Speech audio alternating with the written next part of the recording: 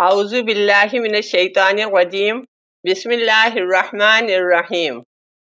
ہمارا آج کا موضوع ہے ذکر۔ ذکر کے معنی نصیحت اور یاد دہانی کے ہیں۔ آئیے دیکھتے ہیں قرآن اس کی کیا تفسیر کرتا ہے۔ سورہ احزاب کی آیت نمبر 41 میں بیان ہوا ہے، یا ایھا الذین آمنوا اذکروا اللہ ذکرا کثیرا، اے وہ لوگوں جو ایمان لائے ہو اللہ کا ذکر بکثرت کیا کرو۔ اللہ تعالیٰ ایمان والوں سے کہتا ہے کہ اے ایمان والو اللہ کا ذکر بکثرت کیا کرو۔ تو اب سوال یہ ہے کہ اللہ کا ذکر کیسے کریں؟ تو اس کے لیے سورہ بقرہ کی آیت نمبر 200 میں بیان ہوا ہے، فَإِذَا قَضَيْتُم مَّنَاسِكَكُمْ فَاذْكُرُوا اللَّهَ كَذِكْرِكُمْ آبَاءَكُمْ أَوْ أَشَدَّ ذِكْرًا۔ جب تم اپنے مناسک پورے کر لو تو اللہ کا ذکر کرو اس طرح جس طرح تم اپنے آبا کا ذکر کرتے ہو، یا اس سے بھی شدت کے ساتھ۔ تو ہمیں اللہ کا ذکر اس طرح سے کرنا ہے جس طرح سے ہم اپنے آبا کا ذکر کرتے ہیں، یعنی موقع محل کی مناسبت سے کھانا کھاتے ہوئے کہ ہمارے آبا کو کیا پسند تھا کیا نہیں پسند تھا، یا کہیں ملنے ملانے آتے جاتے ہوئے کہ ہمارے آبا کے اپنے رشتہ داروں سے کیسے تعلقات تھے، یا وہ وقت کے کتنے پابند تھے، یا وہ ہمیں کیا نصیحتیں کرتے تھے۔ تو اس طرح سے ہم اپنے آبا کا ذکر کرتے ہیں۔ تو اسی طرح ہم جب بھی کوئی کام کرنے کا ارادہ کریں تو اس وقت ہمیں اللہ کا ذکر کرنا چاہیے کہ اللہ کا اس کام کو کرنے کے متعلق کیا حکم ہے، یعنی سونے جاگنے کے متعلق کیا حکم ہے، رشتہ داروں کے حقوق کے بارے میں کیا حکم ہے، کاروبار یا جاب کے متعلق کیا حکم ہے، تو والدین، بیوی، شوہر، بچوں کے متعلق کیا احکام ہے، کیا نصیحت ہے۔ اس طرح سے ہمیں اللہ کا ذکر کرنا چاہیے۔ سورہ انبیاء کی آیت نمبر 10 میں بیان ہوا ہے، لَقَدْ أَنزَلْنَا إِلَيْكُمْ كِتَابًا فِيهِ ذِكْرُكُمْ أَفَلَا تَعْقِلُونَ، بے شک ہم نے تم پر کتاب نازل کی جس میں تمہارا ہی ذکر ہے، کیا تم عقل سے کام نہیں لوگے؟ اللہ تعالیٰ فرماتا ہے کہ ہم نے تم پر کتاب نازل کی جس میں تمہارا ہی ذکر ہے، تمہارے لیے ہی نصیحتیں اور احکام ہیں، تاکہ تمہاری زندگی دین فطرت کے مطابق گزرے۔ تو کیا تم عقل سے کام نہیں لوگے؟ سورہ سعد کی آیت نمبر 1 میں بیان ہوا ہے، سعد والقرآن ذی الذکر، سعد قسم ہے قرآن کی جو نصیحت سے پر ہے۔ پورا قرآن اللہ کے ذکر یعنی انسانوں کے لیے اللہ کی نصیحتوں سے بھرا ہوا ہے۔ اور پھر اللہ تعالیٰ فرماتا ہے، سورہ قمر کی آیت نمبر 17 میں بیان ہوا ہے، وَلَقَدْ يَسَّرْنَا الْقُرْآنَ لِلذِّكْرِ فَهَلْ مِن مُدَّكِرٍ، بے شک ہم نے قرآن کو نصیحت کے لیے آسان بنا دیا، بس ہے کوئی نصیحت حاصل کرنے والا؟ یعنی اللہ تعالیٰ نے قرآن کو نصیحت لینے کے لیے آسان بنا دیا۔ پھر وہ سوال کرتا ہے کہ کوئی ہے جس کو نصیحت چاہیے اللہ کی؟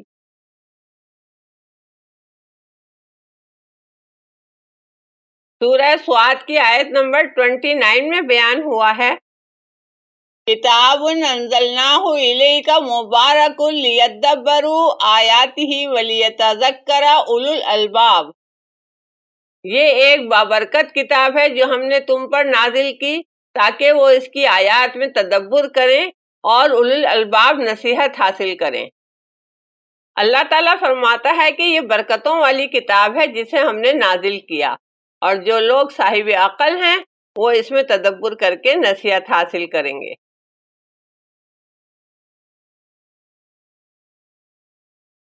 سورہ جمعہ کی آیت نمبر 9 میں بیان ہوا ہے، یا ایھا الذین آمنوا اذا نودی للصلاۃ من یوم الجمعۃ فاسعوا الی ذکر اللہ وذروا البیع ذالکم خیر لکم ان کنتم تعلمون، اے ایمان والو جب تمہیں جمعے کے دن صلاۃ کے لیے پکارا جائے تو اللہ کی نصیحت کے لیے دوڑ پڑو اور خرید و فروخت چھوڑ دو، یہی تمہارے لیے بہتر ہے اگر تم جانتے ہوتے۔ یعنی اللہ تعالیٰ کے مطابق ایمان والوں کے لیے صلاۃ کا مقصد اللہ کی نصیحت لینا ہے. جو قرآن سے احکامات اور نصیحتوں والی آیات صلاۃ میں پڑھی گئی ہیں ان کو اپنی زندگی میں قائم کرنا ہے.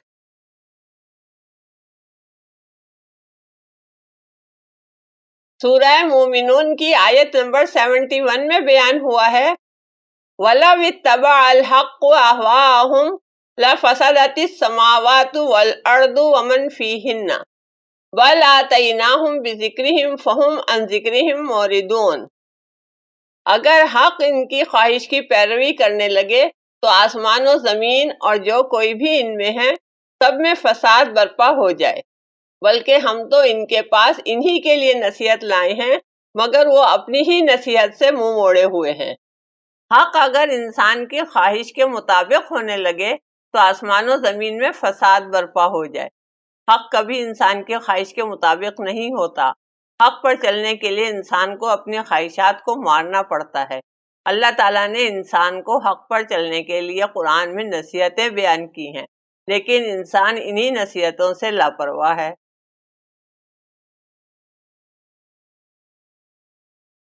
سورہ محمد کی آیت نمبر 18 میں بیان ہوا ہے فَهَلْ يَنْظُرُونَ إِلَى السَّاعَةِ أَنْ تَأْتِيَهُمْ بَغْتَةً فَقَدْ جَاءَ أَشْرَطُهَا فَأَنَّىٰ لَهُمْ إِذَا جَاءَتْهُمْ ذِكْرَاهُمْ.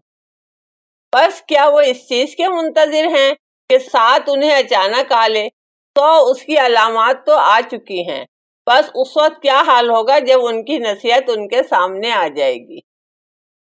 اللہ تعالیٰ فرماتا ہے کیا وہ اس چیز کے منتظر ہیں کہ موت انہیں اچانک آ لے، بس اس وقت کیا حال ہوگا جب ان کی نصیحت ان کو دکھائی جائے گی اور ان سے اس نصیحت کے متعلق پوچھا جائے گا کہ تم نے ان نصیحتوں کے مطابق کتنا عمل کیا.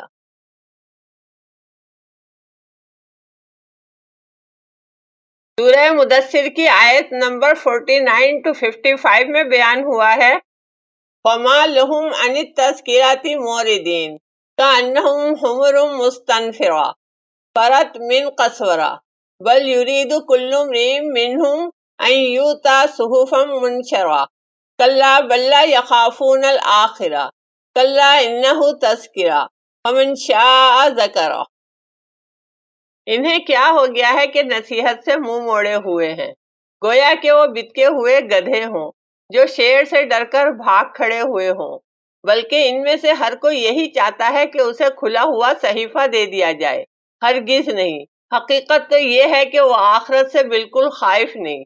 ہرگز نہیں، یقیناً یہ تو ایک نصیحت ہے، بس جو کوئی چاہے اس سے سبق حاصل کر لے. اللہ تعالیٰ نصیحت سے لاپرواہی کرنے والوں کو بتکے ہوئے گدھوں سے تشبیہ دیتا ہے جو شیر سے ڈر کر بھاگ کھڑے ہوئے ہوں. وہ قرآن میں تدبر کر کے نصیحت حاصل کرنے سے گھبراتے ہیں. ان میں سے ہر کوئی یہی چاہتا ہے کہ اسے کھلا ہوا صحیفہ دے دیا جائے اور ان کو تدبر کی محنت نہ کرنی پڑے. اللہ تعالیٰ فرماتا ہے کہ اصل حقیقت تو یہ ہے کہ وہ آخرت سے بالکل خائف نہیں ہے. یہ قرآن تو ایک ذکر ہے، پس جو کوئی چاہے اس سے سبق حاصل کر لے.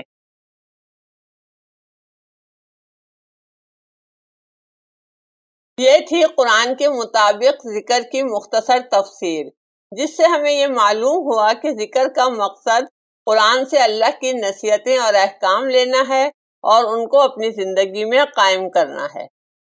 آخر الدعواہم ان الحمد للہ رب العالمین.